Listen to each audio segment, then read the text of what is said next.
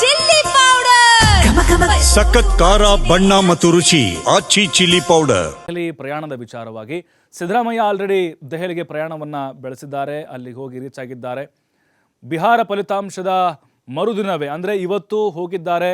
High command ನಾಯಕರನ್ನು ಕೂಡ ಅವರು ಭೇಟಿಯಾಗಿದ್ದಾರೆ. ಅನುಮಾನಗಳಿತ್ತು, ಹೈಕಮಾಂಡ್ ಇವರಿಗೆ ಟೈಮ್ ಕೊಡುತ್ತೋ ಇಲ್ವೋ ಅಂತೇಳಿ. ಈಗ ಸಿದ್ದರಾಮಯ್ಯನವರು ಕಾಂಗ್ರೆಸ್ ಹೈಕಮಾಂಡ್ ನಾಯಕರನ್ನ ಭೇಟಿಯಾಗಿದ್ದಾರೆ. ಕಪಿಲ್ ಸಿಬಲ್ರ ಪುಸ್ತಕ ಲೋಕಾರ್ಪಣೆ ಕಾರ್ಯಕ್ರಮದಲ್ಲೂ ಕೂಡ ಭಾಗಿಯಾಗ್ತಾರೆ. ಇವತ್ತು ಸಂಜೆ 7 ಗಂಟೆಗಿದೆ. ಅದಕ್ಕೂ ಮುನ್ನ ವರಿಷ್ಠರನ್ನ ಸಿದ್ದರಾಮಯ್ಯನವರು ಭೇಟಿ ಮಾಡಿದ್ದಾರೆ. ರಾಹುಲ್ ಗಾಂಧಿ ಅವರನ್ನ ಭೇಟಿ ಮಾಡಿದ್ದಾರೆ. ಪ್ರಸ್ತುತ ಕಾಂಗ್ರೆಸ್ನಲ್ಲಿ ಆಗ್ತಿರುವಂತಹ ಬೆಳವಣಿಗೆಗಳ ಬಗ್ಗೆ ಚರ್ಚೆ ಮಾಡಿದ್ದಾರೆ. ಸಂಪುಟ ಪುನಾರಚನೆ ಬಗ್ಗೆ ಕೂಡ ಚರ್ಚೆ ಮಾಡಿರುವಂಥ ಸಾಧ್ಯತೆಗಳಿದ್ದಾವೆ. ಸೋನಿಯಾ ಗಾಂಧಿ ಹಾಗೆ ರಾಹುಲ್ ಗಾಂಧಿ ಅವ್ರನ್ನ ಭೇಟಿಯಾಗಿರುವಂಥ ಒಂದು ಫೋಟೋ ಇದು. ಇವತ್ತು ಸಿದ್ದರಾಮಯ್ಯನವರು ದೆಹಲಿಯಲ್ಲಿದ್ದಾರೆ. ಇನ್ನು ರಾಜ್ಯ ರಾಜಕಾರಣದ ಬಗ್ಗೆ ಕೂಡ ಚರ್ಚೆ ನಡೆಸಿರುವಂತಹ ಸಾಧ್ಯತೆಗಳಿದ್ದಾವೆ. ಅದರ ಜೊತೆಗೆ ಬಿಹಾರದ ರಿಸಲ್ಟ್ ಬಗ್ಗೆ ಕೂಡ ಸಹಜವಾಗಿ ಚರ್ಚೆ ಆಗಿರುತ್ತೆ. ಆದರೆ ಒಂದು ರಾಜ್ಯದ ಕುತೂಹಲ ಇದ್ದಿದ್ದು ಮುಖ್ಯಮಂತ್ರಿಗಳ ಬದಲಾವಣೆ ಏನಾದರೂ ಆಗಿಬಿಡುತ್ತಾ ಅಂತ. ಬಟ್ ಅದಕ್ಕೆಲ್ಲ ಫುಲ್ ಸ್ಟಾಪ್ ಬಿದ್ದಂಗೆ ಕಾಣಿಸ್ತಾ ಇದೆ. ಸಂಪುಟ ಪುನಾರಚನೆ ಆಗ್ಬೋದು. ಸಂಪುಟ ಪುನಾರಚನೆ ಆಯಿತು ಅಂತ ಹೇಳಿದ್ರೆ ಸಿದ್ದರಾಮಯ್ಯನವ್ರ ಕುರ್ಚಿ ಸೇಫ್ ಅಂತ ಅರ್ಥ. ಅಂದರೆ ನಾವು ಇನ್ನೊಂದು ಲೆಕ್ಕದಲ್ಲಿ ಹೇಳೋದಾದರೆ ರಾಹುಲ್ ಗಾಂಧಿಯವ್ರಿಗೂ ಕೂಡ ಏನು ನಡೀತಾ ಇದೆ, ಬೆಳವಣಿಗೆಗಳು ಏನಾಗ್ತಾ ಇದೆ ಅದರ ವಿವರವನ್ನು ಕೂಡ ಕೊಟ್ಟಿದ್ದಾರೆ. ಅದರ ಜೊತೆಗೆ ಸಂಪುಟ ಪುನಾರಚನೆ ವಿಚಾರವಾಗಿ ಒಂದು ಲಿಸ್ಟನ್ನು ಅವರು ತೆಗೆದುಕೊಂಡು ಹೋಗಿದ್ದರು. ಅದನ್ನು ಕೂಡ ಅವರು ಮುಂದೆ ಇಟ್ಟಿದ್ದಾರೆ.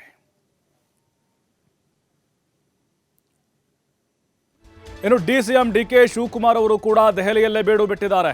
ಇದು ಮತ್ತಷ್ಟು ಅನುಮಾನಗಳಿಗೆ ಕಾರಣ ಆಗ್ತಾ ಇದೆ.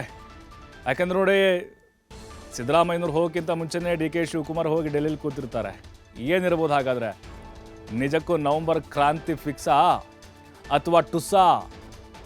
ಯಾಕಂದರೆ ಈ ಹಿಂದೆನೂ ಕೂಡ ನಾವು ಗಮನಿಸಿದ್ದೇವೆ, DK ಶಿವಕುಮಾರ್ ಅವರು ಕೂಡ ಸಿದ್ದರಾಮಯ್ಯನವರು ಹೋಗೋಕ್ಕಿಂತ ಮುಂಚೆನೇ ಒಂದು ಬಾರಿ ಹೋಗಿ ಬಂದುಬಿಟ್ಟಿರ್ತಾರೆ. ನೋಡಿ, ಈಗ ಅವರು ಅಲ್ಲೇ ಇದ್ದಾರೆ ಅಂತ DK ಶಿವಕುಮಾರ್ ಅವರು. ಬಿಹಾರ ಚುನಾವಣೆಯಲ್ಲಿ ಕಾಂಗ್ರೆಸ್ ಹೀನಾಯವಾಗಿ ಸೋತು, ಅಂದರೆ ಮಹಾಗಠಬಂಧನ್ ಸೋಲ್ತು. ಹಾಗಾಗಿ ಮುಖ್ಯಮಂತ್ರಿ ಬದಲಾವಣೆ ಆಗಲ್ಲ ಅಂತ ವಿಶ್ಲೇಷಣೆ ಮಾಡಲಾಗ್ತಾ ಇತ್ತು. ಈಗ ಮತ್ತೆ DK ಶಿವಕುಮಾರ್ ದೆಹಲಿಗೆ ಹೋಗಿದ್ದಾರಲ್ವಾ, ಹಾಗಾಗಿನೇ ಸಿದ್ದರಾಮಯ್ಯನವರು ಹೋಗಿದ್ದಾರೆ, DK ಶಿವಕುಮಾರ್ ಅಲ್ಲೇ ಇದ್ದಾರೆ. ಏನಾದರೂ ಗಂಭೀರವಾಗಿ ಚರ್ಚೆಗಳು ನಡೆದಿರಬಹುದಾ? ಕುರ್ಚಿ ಕಾದಾಟದ ಬಗ್ಗೆ ಏನಾದರೂ ಕ್ಲಾರಿಟಿಯನ್ನು ಕೊಡಲಿಕ್ಕೆ ಹೈಕಮಾಂಡ್ ಅವರು ಕರೆಸ್ಕೊಂಡಿರಬಹುದಾ? ಕಪಿಲ್ ಸಿಬಲ್ ಅವರ ಈ ಪುಸ್ತಕ ಬಿಡುಗಡೆ ಕಾರ್ಯಕ್ರಮದ ನೆಪದಲ್ಲಿ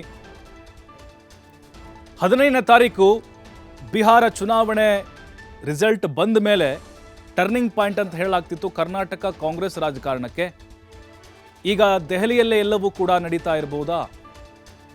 3 ದಿನದ ಪ್ರವಾಸ ರದ್ದಾಗಿದ್ದು ಯಾಕೆ? ಒಂದಿನ ಯಾಕೆ ಸೀಮಿತ ಆಯಿತು? DK ಶಿವಕುಮಾರ್ ಸಿದ್ದರಾಮಯ್ಯನವರು ಅದು ಒಂದೇ ದಿನ ಅಲ್ಲಿ ಒಟ್ಟೊಟ್ಟಿಗೆ ಅಂದರೆ ಹೈಕಮಾಂಡ್ ಅವ್ರನ್ನ ಭೇಟಿ ಮಾಡ್ತಾರೆ ಅಂತ ಹೇಳಿದ್ರೆ ಅಂಥ ಮಾತುಕತೆಗಳು ಏನಾಗಿರ್ಬೋದು? ಸಂಪುಟ ಪುನಾರಚನೆಗೆ ಮುಹೂರ್ತ ಫಿಕ್ಸ್ ಮಾಡ್ಕೊಂಬರಕ್ಕೆ ಹೋಗಿದ್ದಾರಾ? ಸಂಜೆ 7 ಗಂಟೆ ಮೇಲೆ ಪುಸ್ತಕ ಬಿಡುಗಡೆ ಕಾರ್ಯಕ್ರಮ ಇರೋದು. ಈಗ ಹೈಕಮಾಂಡ್ ನಾಯಕರನ್ನ ಭೇಟಿ ಮಾಡಿದ್ದಾರೆ. ರೀಶಫಲ್ ಅಷ್ಟೇನಾ ಅಥವಾ ಮತ್ತೇನಾದರೂ ಮೇಜರ್ ಬದಲಾವಣೆಗಳು ಕಾಂಗ್ರೆಸ್ನಲ್ಲಿ ಆಗುತ್ತಾ? ಬಿಹಾರ ಚುನಾವಣೆಯ ಫಲಿತಾಂಶ ಪರಿಣಾಮವನ್ನು ಬೀರಿದು ನೋಡ್ತಾ ಇದ್ರೆ ಮುಖ್ಯಮಂತ್ರಿಗಳ ಕುರ್ಚಿ ಸೇಫ್ ಅಂತ ಕೆಲವರು ಹೇಳ್ತಾ ಇದ್ರು. DK ಶಿವಕುಮಾರ್ ಅವ್ರ ಬಣದವರು ಸುಮ್ಮನೆ ಕೂತ್ ಬಿಡ್ತಾರೆ. ಹಾಗಾದ್ರೆ ಈಗ ಸಂಪುಟಕ್ಕೆ ಸೇರ್ಪಡೆ ಆಗೋರು ಕೂಡ ಸಿಕ್ಕಾಪಟ್ಟೆ ಲಾಬಿ ಮಾಡ್ತಾ ಇದ್ದಾರೆ. ಸಂಪುಟದಿಂದ ಯಾರು ಹೊರ ಹೋಗ್ತಾರೋ, ಯಾರು ಆತಂಕದಲ್ಲಿ ಅಂಥವರು ಕೂಡ ಖರ್ಗೆ ಅವ್ರನ್ನ ಭೇಟಿ ಆಗೋದು, ಸಿದ್ದರಾಮಯ್ಯ DK ಶಿವಕುಮಾರ್ ಅವ್ರನ್ನ ಭೇಟಿ ಆಗೋದು ಮನವಿ ಮಾಡ್ಕೊಳ್ತಾನೆ ಇದ್ದಾರೆ. ಹಾಗಾಗಿನೇ ಕಾಂಗ್ರೆಸ್ನಲ್ಲಿ ಏನು ಕ್ರಾಂತಿ ಆಗುತ್ತೆ ಅನ್ನೋದು ಸದ್ಯಕ್ಕೆ ಪ್ರಶ್ನೆ ಅಷ್ಟೇ. ಅದು ಪುನಾರಚನೆ ಅಂತರೂ ಆಗಬಹುದು ಸದ್ಯದ ಮಟ್ಟಿಗೆ. ಆದರೆ ಕುರ್ಚಿಯ ವಿಚಾರಕ್ಕೆ ನಾವು ಬರೋದಾದರೆ ಬದಲಾವಣೆಯ ಆ ಬೆಂಕಿಗೆ ಹೈಕಮಾಂಡ್ ಕೈ ಹಾಕಲ್ಲ ಅಂತ ಅನಿಸುತ್ತೆ. ಹೈಕಮಾಂಡ್ ಕೂಡ ಸೈಲೆಂಟ್ ಆಗಿರ್ಬೋದು.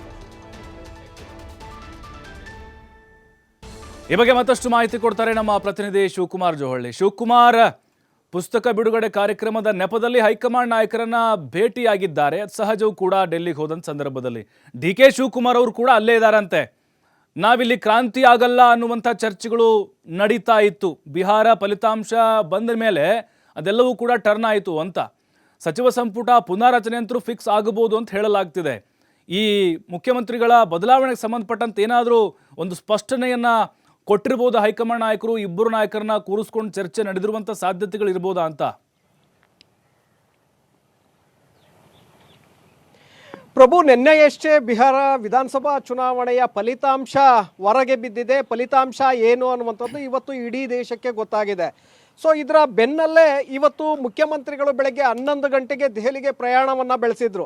ಯಾಕೆಂದರೆ ಪೂರ್ವ ನಿಗದಿತ ಕಾರ್ಯಕ್ರಮ ಕಪಿಲ್ ಸಿಬಲ್ಲು ಸುಪ್ರೀಂ ಕೋರ್ಟ್ನ ಅಡ್ವೊಕೇಟು, ಮೂಡಾ ಪ್ರಕರಣದಲ್ಲಿ ಸಿದ್ದರಾಮಯ್ಯನವರ ಪರವಾಗಿ ವಾದವನ್ನು ಮಾಡಿದಂಥವರು, ಜೊತೆಗೆ ಕಾಂಗ್ರೆಸ್ ಪಕ್ಷದ ಹಿರಿಯ ನಾಯಕರು ಕೂಡ ಹೌದು. ಆ ಕಾರಣಕ್ಕೆ ಮೊದಲೇ ನಿಗದಿಯಾಗಿತ್ತು ಈ ಕಾರ್ಯಕ್ರಮ. ಕಪಿಲ್ ಸಿಬಲ್ ಅವರನ್ನು 15ರಂದು ಸಿದ್ದರಾಮಯ್ಯ ಅವರು ಭೇಟಿ ಮಾಡ್ತಾರೆ ಅನ್ನುವಂಥದ್ದು ಅಧಿಕೃತವಾಗಿ ಕಳೆದ 15 ದಿನಗಳ ಹಿಂದೆನೇ ನಿಗದಿಯಾಗಿತ್ತು. ಆ ಕಾರಣಕ್ಕೆ ಸಿದ್ದರಾಮಯ್ಯ ಅವರು ಇವತ್ತು ದೆಹಲಿಗೆ ಭೇಟಿಯನ್ನು ಕೊಟ್ಟಿದ್ರು. ಸೊ ಇದರ ನಡುವೆ 3 ದಿನಗಳ ಕಾಲ ಅವರು ದೆಹಲಿಯಲ್ಲೇ ವಾಸ್ತವ್ಯವನ್ನು ಹೂಡುವ ಬಗ್ಗೆ ಕೂಡ ನಿರ್ಧಾರ ಹೊರಬಿದ್ದಿತ್ತು. ಕಾರಣ 17ರಂದು ಅವರು ರಾಹುಲ್ ಗಾಂಧಿ ಅವರ ಭೇಟಿಗೆ ಅವಕಾಶವನ್ನು ಕೇಳಿದರು. ಆಗ ಜೊತೆಗೆ ಅಮಿತ್ ಶಾ ಪ್ರಧಾನಿಯವರ ಭೇಟಿಗೂ ಕೂಡ ಅವಕಾಶವನ್ನು ಕೇಳಿದರು. ಆದರೆ ಕಳೆದ 2 ದಿನಗಳ ಹಿಂದಷ್ಟೇ 2 ದಿನ ಭೇಟಿಗೆ ಅವಕಾಶ ಸಿಕ್ಕಿಲ್ಲ. ಹಾಗಾಗಿ 1 ದಿನ ಕಪಿಲ್ ಸಿಬಲ್ ಅವರನ್ನು ಪುಸ್ತಕ ಲೋಕಾರ್ಪಣೆ ಕಾರ್ಯಕ್ರಮದಲ್ಲಿ ಸಿದ್ದರಾಮಯ್ಯ ಅವರು ಭೇಟಿಯನ್ನು ಮಾಡಿ ನಂತರ ವಾಪಸ್ ಆಗ್ತಾರೆ ಬೆಂಗಳೂರಿಗೆ ಅನ್ನುವಂಥದ್ದು ಅಧಿಕೃತವಾಗಿ ಹೊರಬಿದ್ದಿತ್ತು. ಯಾಕೆಂದರೆ ಇವತ್ತು ಕಾರ್ಯಕ್ರಮ 7 ಗಂಟೆಗಿದೆ. 7 ಗಂಟೆಯ ಮುಗಿಸಿ ನಂತರ 10 ಗಂಟೆಗೆ ಅವರು ಬೆಂಗಳೂರಿಗೆ ವಾಪಸ್ ಆಗ್ತಾ ಇದ್ದಾರೆ. ಇದರ ಜೊತೆಗೆ ನಿನ್ನೆಯಷ್ಟೇ ಡಿ.ಕೆ. ಶಿವಕುಮಾರ್ ಅವರು ಕೂಡ ಹೇಳಿದರು, ನಾನು ಕೂಡ ದೆಹಲಿಗೆ ತೆರಳ್ತಾ ಇದ್ದೇನೆ ಕಪಿಲ್ ಸಿಬಲ್ ಅವರ ಪುಸ್ತಕ ಕಾರ್ಯಕ್ರಮಕ್ಕೆ ಅಂತೇಳಿ. ಅದರಂತೆ ಇವತ್ತು ಡಿ.ಕೆ. ಶಿವಕುಮಾರ್ ಅವ್ರದ್ದು ಕೂಡ ಟಿ.ಪಿ ಬಂದಿತ್ತು. ಮಧ್ಯಾಹ್ನ 1 ಗಂಟೆಗೆ ಅವರು ದೆಹಲಿಗೆ ಪ್ರಯಾಣಿಸುವ ಬಗ್ಗೆ ಟಿ.ಪಿಯನ್ನು ಹಾಕಲಾಗಿತ್ತು. 1 ಗಂಟೆಗೆ ಅವರು ದೆಹಲಿಗೆ ಹೋಗಿದ್ದಾರೆ. ಈಗ ಹೈಕಮಾಂಡ್ ನಾಯಕರನ್ನ ಭೇಟಿ ಮಾಡಬೇಕಾಗತ್ತೆ. ಇಲ್ಲಿ ಕುತೂಹಲ ಇರುವಂಥದ್ದು ಇವತ್ತು ಕೇವಲ ಅಮಿತ್ ಶಾ ಮತ್ತು ಪ್ರಧಾನಿಯವರ ಭೇಟಿಗೆ ಸಮಯಾವಕಾಶವನ್ನು ಏನು ಮುಖ್ಯಮಂತ್ರಿಗಳು ಕೇಳಿದ್ರು, ಆ ಸಮಯಾವಕಾಶ ಸಿಕ್ಕಿಲ್ಲ. ಬೇರೆ ಮಂತ್ರಿಗಳ ಅವಕಾಶ ಸಿಗಬಹುದು ಅನ್ನುವಂಥ ಮಾಹಿತಿಗಳು ಬೆಳಗ್ಗೆ ಇತ್ತು. ಆದರೆ ಈಗ ಏಕಾಏಕಿ ರಾಹುಲ್ ಗಾಂಧಿ ಅವರನ್ನು ಭೇಟಿ ಮಾಡಿರುವಂಥದ್ದನ್ನು ನೋಡಿದ್ರೆ ಸಾಕಷ್ಟು ಕುತೂಹಲಗಳು ಈಗ ಮೂಡ್ತಾ ಇದೆ.